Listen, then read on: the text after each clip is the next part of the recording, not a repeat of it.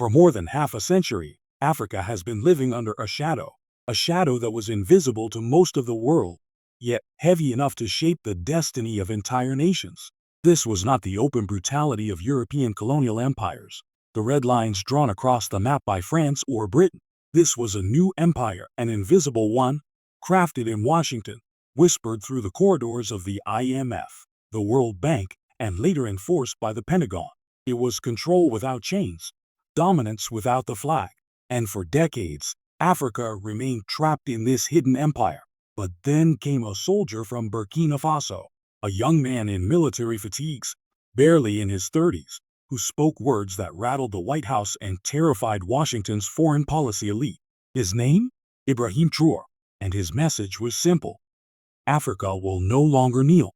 The story of how America secretly controlled Africa for 50 years, and how Ibrahim Traoré began breaking those chains, is not just a history lesson. It is the story of a silent war, one that is far from over. It all began in the aftermath of World War II. While Europe lay in ruins, the United States emerged as the new superpower. Officially, Washington preached freedom, democracy, and self-determination. But behind closed doors, it had a different goal: to replace the old colonial powers and quietly inherit their spheres of influence. Africa, rich in gold, oil, diamonds, and uranium, was too valuable to leave alone. The strategy was brilliant in its subtlety. Instead of sending armies, Washington sent economists. Instead of direct rule, it offered loans. Instead of soldiers with rifles, it dispatched men in suits carrying contracts, aid packages, and development deals. The IMF and World Bank became the new governors of Africa, writing rules that looked like financial help but worked like handcuffs. Loans were given with strings attached: privatize your industries, open your markets, cut subsidies for your farmers. These policies were called structural adjustment programs, but in reality, they hollowed out African economies. Nations that once grew their own food were forced to import wheat from America. Countries rich in oil and minerals found themselves drowning in debt. Washington didn't need to occupy Africa. It just needed Africa to keep paying. But there was more. As the Cold War escalated, Africa became a chessboard between Washington and Moscow. Every leader who tried to walk independently, every leader who dared to say Africa first, was suddenly marked. Some were overthrown in coups, some assassinated, some isolated by sanctions. Patrice Lumumba of Congo, Thomas Sankara of Burkina Faso, Kwame Nkrumah of Ghana. Their names still echo as martyrs, but their deaths served one purpose: to remind others what happens when you resist. By the 1990s, the Soviet Union was gone. Washington was victorious, or so it seemed. The hidden empire tightened its grip. AFRICOM, the United States Africa Command, was established in 2007, bringing a military face to the financial chains. Under the banner of fighting terrorism, Washington set up military bases, surveillance outposts, and intelligence hubs across the continent. Publicly, it was about security and partnership, but everyone knew this was empire in camouflage.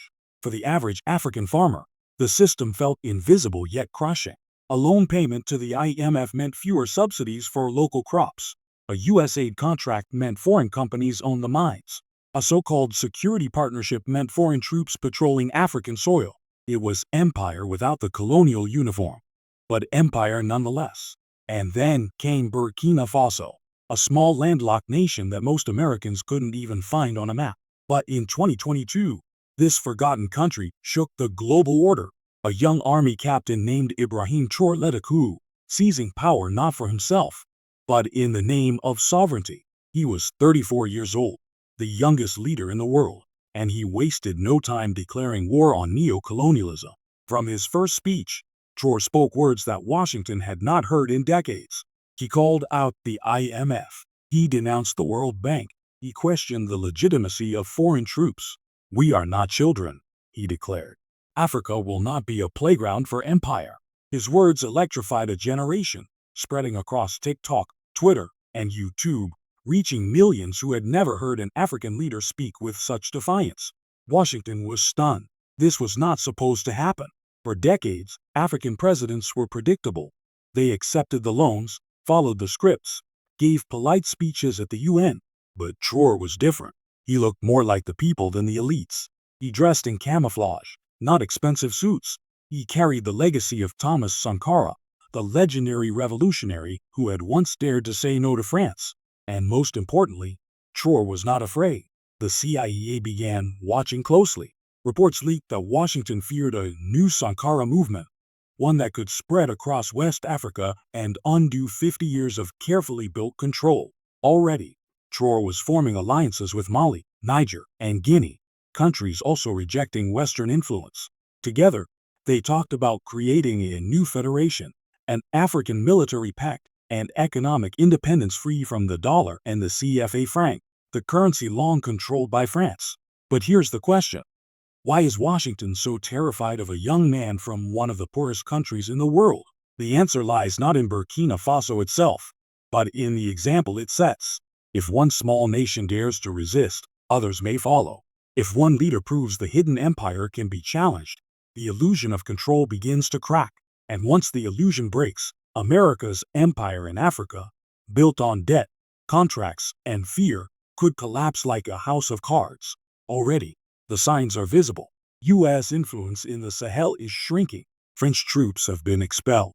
AFRICOM's bases are being questioned. Young Africans are taking to the streets not to demand American aid, but to demand independence from it. They wave portraits of Traore, Sankara, and Lumumba, not Western presidents. The tide is turning. Washington is now at a crossroads. It can either double down, using sanctions, covert operations, and propaganda to suppress the rebellion, or it can face the reality that the age of hidden empire is ending. But history shows the U.S. rarely gives up power quietly. The CIA has already been accused of interfering in West Africa, funding rival factions, and trying to undermine the new wave of leaders. The next few years will be a test. Will Africa finally break the chains, or will Washington forge new ones? For Ibrahim Traoré, the danger is real. He knows what happened to Sankara. He knows the cost of defiance. And yet, he continues to speak. We have no choice, he says. The survival of Africa is at stake.